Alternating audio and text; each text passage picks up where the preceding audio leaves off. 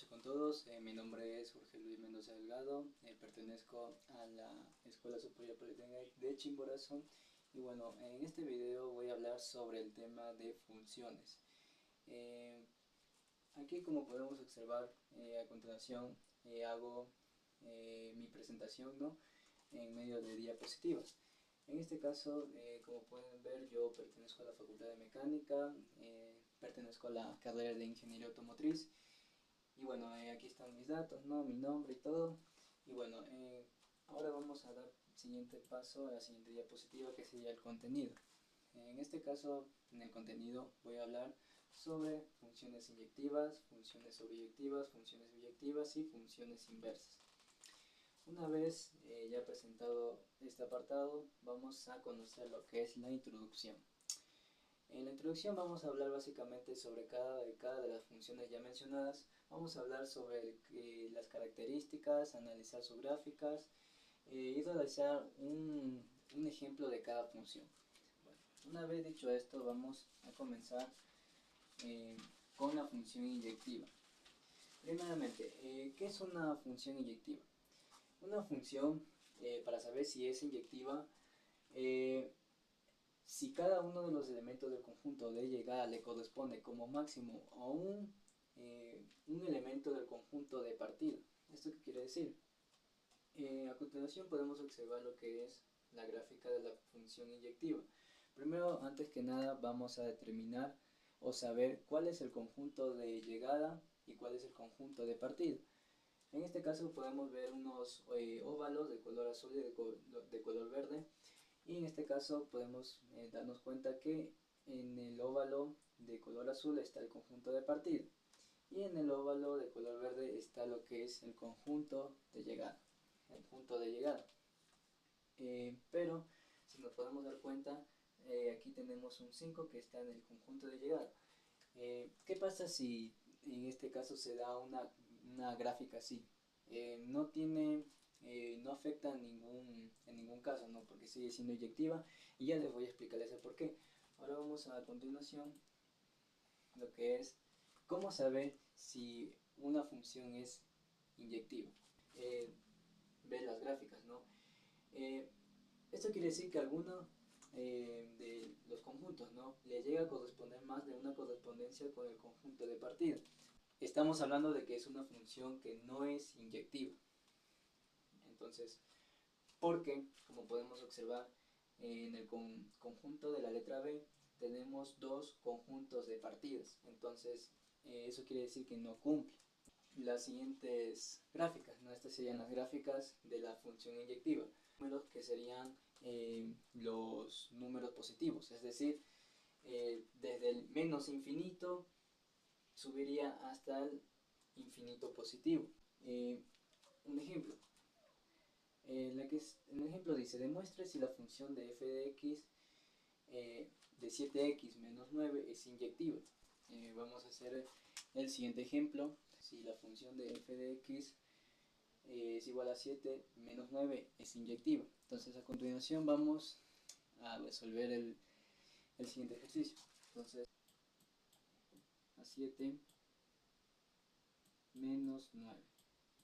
Entonces, una vez que tengamos escrito así nuestra función, nuevamente vamos a determinar algunos intervalos, es decir, que x sub 1 tiene que ser igual a x sub 2. Y vamos a hacer una igualdad que sería 7x sub 2 menos 9. Vamos a despejar lo que sería 7x sub 1. Ya tengamos así nuestra ecuación, vamos a resolver lo que está aquí. Como podemos ver, tenemos un 9 y un menos 9. Entonces ya podemos deducir de que esto sería igual a 0. Entonces vamos a despejar x sub 1. Ya resuelto nuestra ecuación, podemos decir de que si acabamos de comprobar que es una función inyectiva. Ahora, nos dice que cada elemento del conjunto de llegada le corresponde por lo menos a un elemento del conjunto de partida.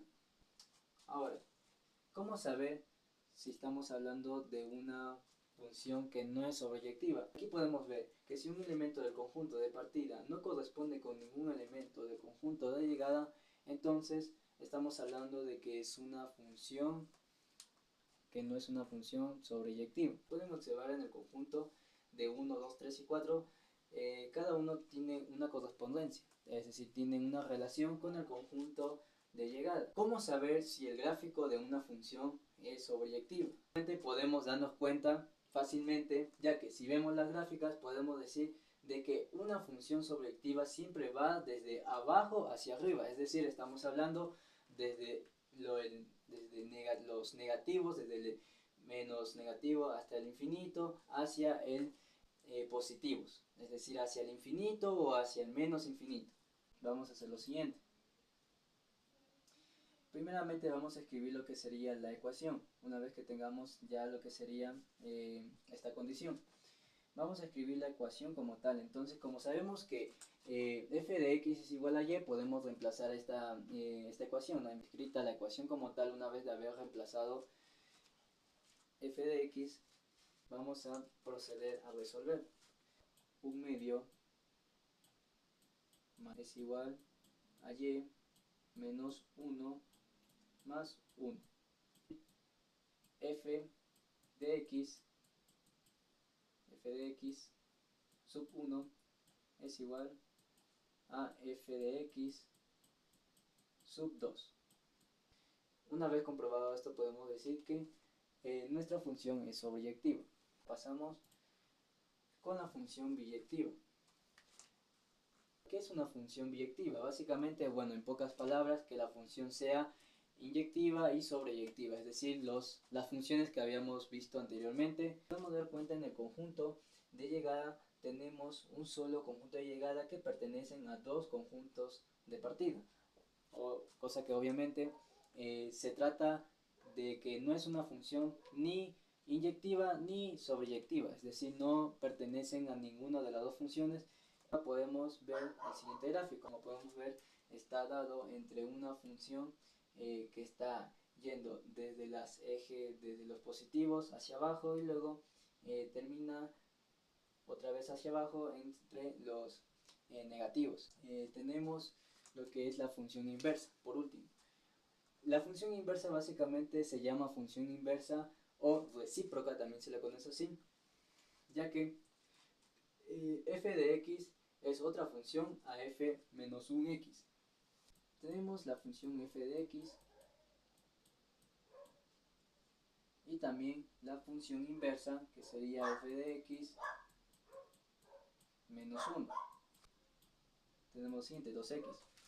Que podamos lograr sacar la inversa, es decir, poner un valor en x y que luego este valor a la inversa me dé como resultado lo que sería el término inicial, es decir, en x, entonces quedaría como 2 por menos 3, y esto es igual a menos 6. ¿Por qué? Porque 2 por 3 es 6 y más por menos es menos, entonces estamos hablando de que es 6. Entonces, una vez dicho esto, tenemos que el resultado de menos 6. Ahora, este menos 6 de aquí va a pasar por la máquina, que sería f de x menos 1, es decir, la inversa. El resultado que hemos sacado de aquí lo vamos a reemplazar en la función de f de x menos 1, es decir, de la inversa. Entonces, ¿cómo quedaría? Quedaría lo siguiente, que quedaría como menos 3, y el resultado de esto quedaría menos 3. Como podemos ver, cumplen los dos porque tenemos un menos 3 y en la función inversa nos sale el resultado inicial. Sub 1 es igual a f de x sub 2, que x sub 1 es igual a x sub 2. Entonces quedaría de la siguiente manera, x sub 1 es igual a 2x sub 2, y vamos a dividir para 2. Esto lo que vamos a hacer es despejar y. Entonces quedaría sobre 2.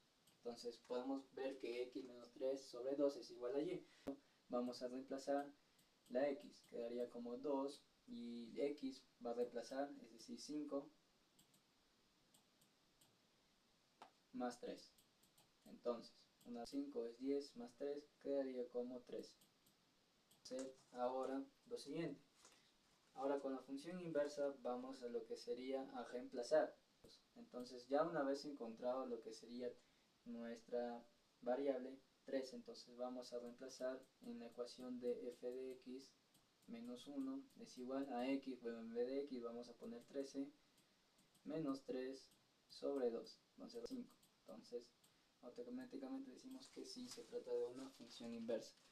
Y bueno, aquí está mi despedida, entonces muchas gracias por haber escuchado mi exposición. Como podemos ver, pues acá vamos a hablar de todas las funciones y bueno, eso sería todo y agradezco por su atención y eso.